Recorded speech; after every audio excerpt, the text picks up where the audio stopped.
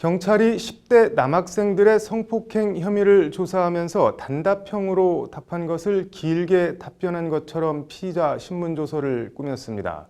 질문과 답변이 바뀌긴 했지만 완전히 없는 사실을 적은 건 아니고 법원은 이 경찰 조서를 바탕으로 구속영장을 발부했습니다. 그런데 남학생들은 뒤에 검찰에서 무혐의 처분을 받았고 성폭행범으로 몰려 억울하게 옥살이를 했다며 국가를 상대로 손해배상을 청구하는 소송을 냈습니다. 법원은 어떻게 판결했을까요? 판결로 보는 세상입니다.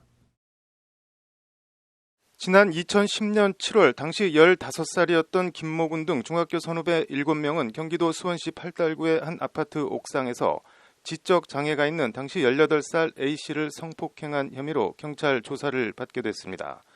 경찰은 당시 제보자와 피해자 진술을 토대로 김군 등을 조사했는데 피의자들 가운데 일부가 경찰의 첫 번째 피의자 신문에서 범행을 자백했다고 합니다.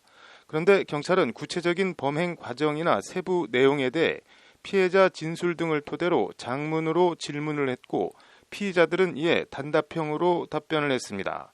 문제는 경찰이 피의자 신문조서를 작성하면서 질문과 답변을 바꿔 질문한 내용을 답변한 내용처럼 적어 피의자들이 구체적으로 진술을 한 것처럼 조서를 말 그대로 꾸몄다는 점입니다. 그리고 경찰은 김군 등 4명 모두에 대해 구속 의견을 달아 검찰에 넘겼고 법원은 검찰이 청구한 구속영장을 피의자 자백 진술 조서를 근거로 4명 모두에 대해 영장을 발부했습니다. 그런데 사건을 넘겨받은 검찰이 수사를 해보니 피해자가 진술을 번복하는 등 오락가락하고 김군 등도 모두 범행을 부인했습니다. 검찰은 이에 구속 20여일 만에 김군 등을 모두 풀어주고 피의 사실을 인정하기 부족하고 증거도 없다며 김군 등을 모두 무혐의 처리했습니다. 이에 김군 등과 이들의 부모는 경찰이 사실상 진술조서를 조작해 억울하게 구속당했다며 국가를 상대로 김군 등 당사자들에겐 3천만 원씩을, 부모들에겐 500만 원에서 1,000만 원을 각각 지급하라는 소송을 냈습니다. 재판에선 경찰이 위법한 수사를 했는지와 조서 작성 과정에 직무상 의무를 다하지 못한 과실 여부가 쟁점이 됐습니다. 국가를 대리해 소송을 수행한 법무부는 자백 취지 자체를 조작하지 않았고 김군 등이 조서 내용에 서명, 날인한 점을 들어 위법한 수사가 아니고 직무상 과실도 없다는 취지로 주장했습니다. 1, 2심 재판부는 하지만 법무부 주장을 기각하고 김군 등에게 100만 원에서 300만 원씩을 지급하라며 원고 일부 승소로 판결했습니다.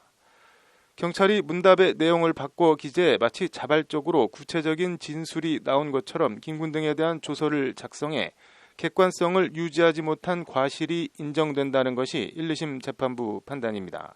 재판부는 다만 경찰이 위법한 수사를 했다는 원고 주장에 대해선 조사 과정에서 부모 등 신뢰관계자 동석이 적법하게 진행됐고 경찰이 고의로 증거를 조작했다고 평가하기 어렵다며 위법 수사 주장은 받아들이지 않았습니다. 대법원도 오늘 원심 판결이 옳다며 판결을 그대로 확정했습니다.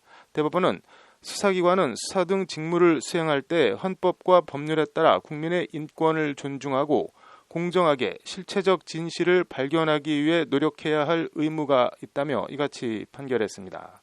대법원은 그러면서 특히 피의자가 소년 등 사회적 약자인 경우에는 고의 또는 과실로 방어권 행사에 불이익이 발생하지 않도록 더욱 세심하게 배려할 의무가 있다고 강조했습니다. 대법원 관계자는 수사기관의 피의자 신문조서 작성에 있어 직무상 의무 위반과 관련해 손해배상 책임을 인정한 최초의 선례라고 오늘 판결의 의의를 설명했습니다. 말이 다르고 다른데 뒤집어 보면 그동안 관련 소송이 없었던 것이 아니라면 경찰과 검찰, 수사기관에서 조서 작성에 직무상 의무 위반이 있어도 국가의 배상 책임을 인정하지 않았다는 말이 됩니다.